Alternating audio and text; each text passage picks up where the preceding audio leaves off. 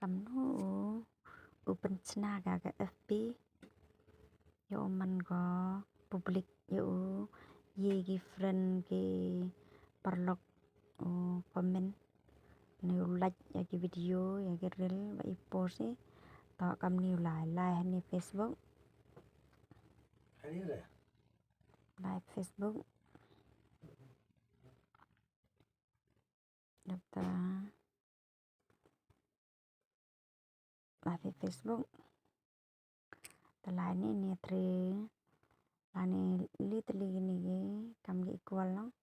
little like to apply to like what ni setting and privacy if em need help support the like setting privacy thì yo ni professional access nó the like ni setting and privacy the like yang ni setting the pillar setting the like sao na tu like yang ni ani ga the like bi option bi nó the like ni ga post bi like bi post tập banyak daman swa public nó và phi văn cắm nó tập phi click ni atau to you fi dong you fi to public friend don't accept subscribe nhà Facebook friend only me tỏi ni man public kopi bộ bánh public pick by public ini boy tik ni friend lah boy friend ki friend api FB tulisan hajar itu yo lah ni ki ada follower api then telah ada bu pi only me tapi yo pi tria kau yo tapi man public telah ini public mah lah itu lah itu WhatsApp ta sepi kanto they post the line pi sagini history if ini audience invisible if in profile detail professional mode how to find friend and contact you that ni post ada live nang yo man public live story live yang sa story le banyak ada man public chwa you fin ngawaro gini ono allow order to share their public story to their own story le ngada ono allow people to share your stories if you mention them dan ono allow the follower to reply to your story to le ono achieving your story to le da ono then who can see your story to le public po pai kam to choose dini public you fi ngala ni public tiga to telah save kam to mana save fi teman da save ya da save mat da an public ta store post story telah save sagiril kam kwa fi giril long fi la yo bro pa ini garilan who can see your future post public the allow other use or original audio and remix to your future public reel original audio pa ini kam kwa fi bu ini tapi bu padasnya kwa fi la bu fi remix and original audio use la hoi man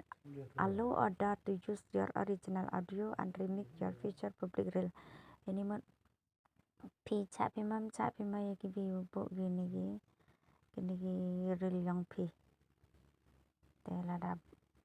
la da allow pi ki remix ki tapi line ni allow la da allow use to original la kwa pi remix is not allow lam cha pi remix ki perlok ki te bu kini remix is not allow ha to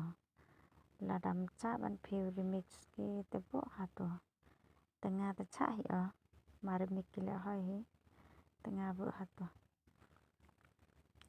la se teman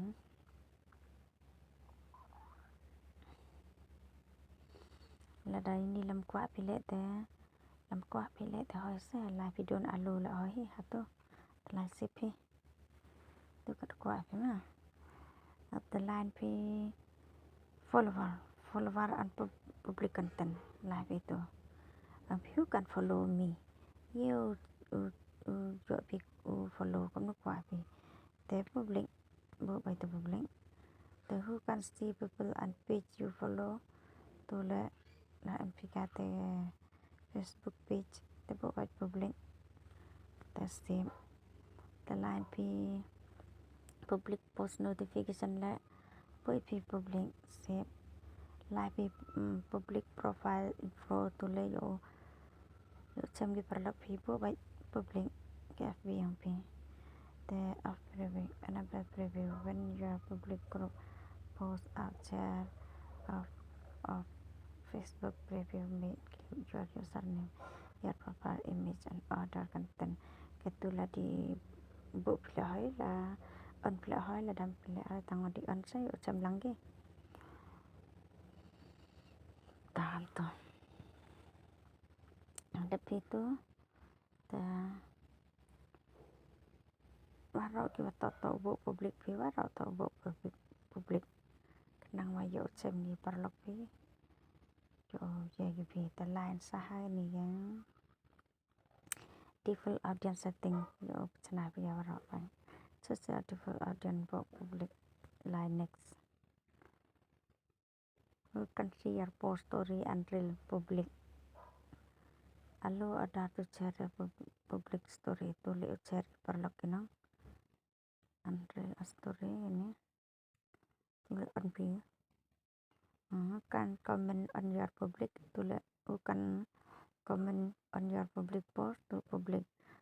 profile to public. You can see to public warau public to confirm lie down.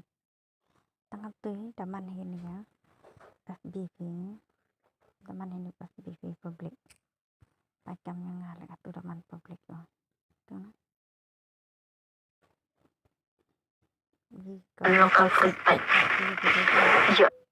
jadi no komen pada mi itu like ye gibru like itu ye gibru pi komen itu pada mi komen kanto tadi ye gibru share pak itu share ni kenam itu share ye pada ye gibru share kanto ma em mi ini ya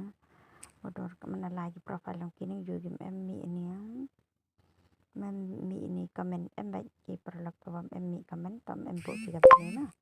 te tanggap teh ngai jandasnya thoi pi kamnu live setting ya ka Facebook yang pi uman public ko to yo kap tu lai ma ngai jandasnya thoi pi ko le jibon ya sama in next video tang tua ngai jandasnya thoi pi ko le jibon